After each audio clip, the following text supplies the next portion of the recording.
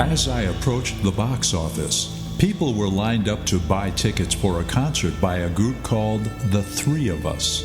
I turned to leave when a funny feeling grabbed me deep down in my gut. So I got in line and bought a ticket for the evening performance. I couldn't explain the combination of excitement and apprehension I was feeling. Excited to hear some live music, yet apprehensive about the strange feeling I couldn't shake, as if I were being drawn here for reasons beyond my comprehension. The theater was filling up fast, so I found a seat in the middle of the auditorium, hoping for the best acoustics. The pre-concert excitement was palpable, the noisy buzz of the crowd exhilarating. As I looked around, I couldn't help but notice that this audience was quite young, mostly college-age people of all variety, with only a handful of people over 30.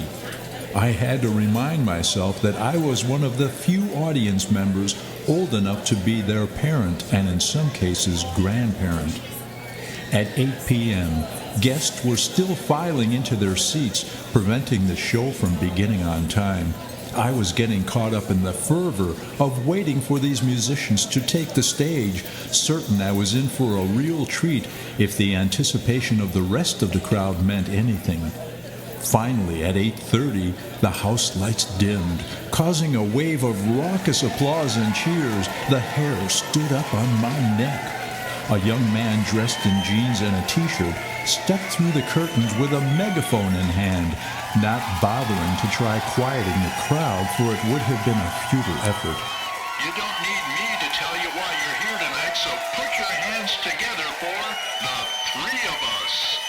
With that, the audience began hooting, yelling, and stomping their feet, shaking this historic theater to its centuries-old rafters.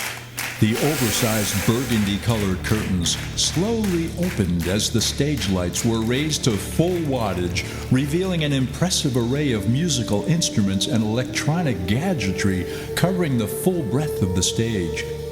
The center was taken up by the most impressive collection of percussion instruments I had ever seen. Gold and silver hardware glittering in the stage lights. Stage left and right were balanced with equally impressive racks of electronic keyboards, guitars, and violin, awaiting the evening's duty on their felt-backed stands. Laser lights flashed in a dizzying array as the first member of the group virtually ran up to stage front from behind the percussion instruments. Realizing that I, too, was by now smiling broadly and emitting a few hollers of my own, I was taken aback by the obvious youth of this performer. He was but a youngster, no more than his early 20s at most. Dressed all in black, he took his bow to acknowledge the audience's applause, his thick, wavy hair falling over his forehead. As he looked out into the crowd, I felt locked into his piercing blue eyes, clearly visible even from this distance.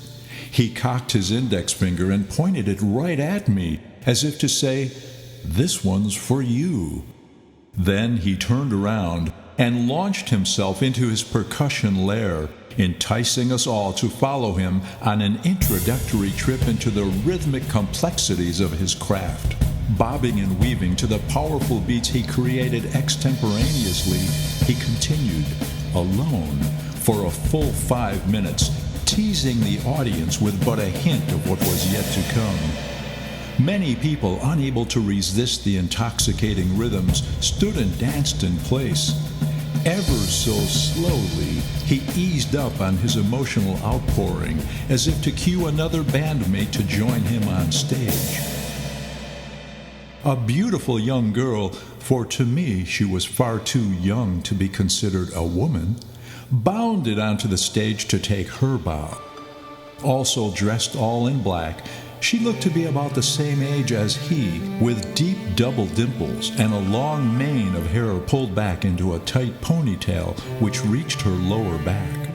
Her dark, mystical eyes drew me into her world. She raised both arms above her, waving to the audience almost maniacally, her entire body shaking back and forth with the anticipated excitement of the show yet to begin for her. Like her bandmate before her, she looked out into the audience and pointed directly at me, gracing me with a wide smile and a sense of energy she couldn't hide.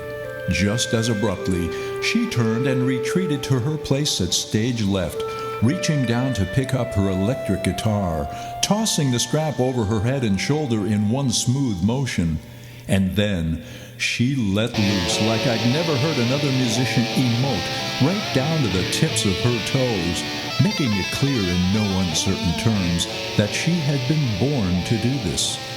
She made it look so effortless, closing her eyes to focus her energies on her performance, rocking back and forth ever so gently and slowly, her unbridled smiles causing the same reaction from all who could see her. I sat mesmerized by what I was hearing, unable to stop staring at the two of them as they shared their musical gifts so unselfishly. I knew I was in serious trouble when the third member of the trio took the stage to the thunderous applause of all in attendance. Dressed in the same uniform of all black, she ambled up to stage front as the two other musicians favored her with a fusion rock backbeat. She had long, tight curls, framing the same piercing blue eyes she shared with the percussionist. She looked a bit older than her partners, more comfortable on stage, if that was possible. She followed their pattern of waving to the audience, then looking directly at me as if in personal welcome. Her gesture, however, included a tear rolling down one cheek as she captured my eyes with her own. All at once, she turned and pranced across to stage right, picking up her electric violin, bringing the house down with a cascade of improvisations hot enough to set the place on fire. In the midst of the musical frenzy, the three of them began rising from the confines of their physical bodies on stage. I sat in awe of what I was seeing before my eyes, for the three of them joined hands as they rose, their auras illuminating the space above the stage as they slowly floated upward. I actually laughed out loud at the absurdity of my feelings. Several audience members glared at me, wondering what would cause anyone to laugh at such a moment. I looked around me to see if anyone but I had any idea what was taking place before their very eyes, but no other eyes followed the ascent, for it was beyond the scope of their worldly senses. I was the only person with even a clue of what was unfolding, which made me laugh all the harder as the three of them rose higher and higher, floating easily and without restriction above the concert hall. A rich, warm glow emanated from their path as I followed with my eyes, my ears fixed on their flawless performance on stage. This went on for at least 10 minutes before their auras completed their journey back into their stage-bound bodies, rejoining the audience in real time. As they concluded this opening selection, they received a much-deserved standing ovation. Once settled comfortably into the groove of the evening, those in attendance took a moment to catch their collective breath, allowing the violinist the opportunity to take microphone in hand and address us soothingly. I can't tell you how great it is to come home again. As you know, we've been out on the road for the past year, touring this great country of ours from Pacific to Atlantic, amber waves of grain to purple mountains' majesty. The audience laughed lightly and affectionately as she continued. But home is where the heart is, so here we are again. Just look at this little guy, she teased, gesturing behind her towards the percussionist, actually going over and pinching his cheek to the delight of all. Last time you saw him, he still had lots of baby fat. It's funny what a year on the road will do, right? Cheers and whistles from the female members of the audience made it abundantly clear that the blue-eyed youngster could have his pick on this evening. Please put your hands together for my baby brother, Caden Michael.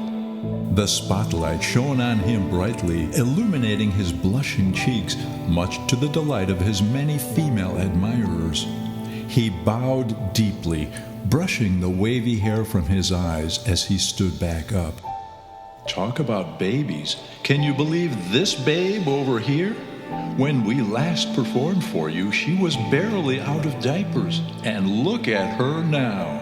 This time, the males in the audience took over on cue, favoring the young guitarist with whistles that you might have heard in a strip joint, but not a concert hall. Please put your hands together for our cousin, Chelsea Miranda. Chelsea kept waving her arms at us, basking in the attention she was being showered with. She bowed to her fans, her ponytail bouncing over her head from behind and hitting the floor in front of her. Giving the audience a few moments to quiet down, the violinist's words continued more softly than before. We'd like to welcome a very special guest who is seated in the audience tonight.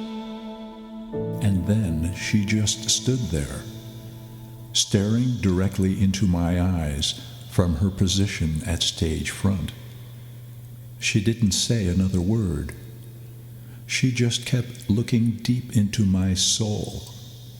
After a few moments of this, people in the audience began looking around, trying to see who she was looking at.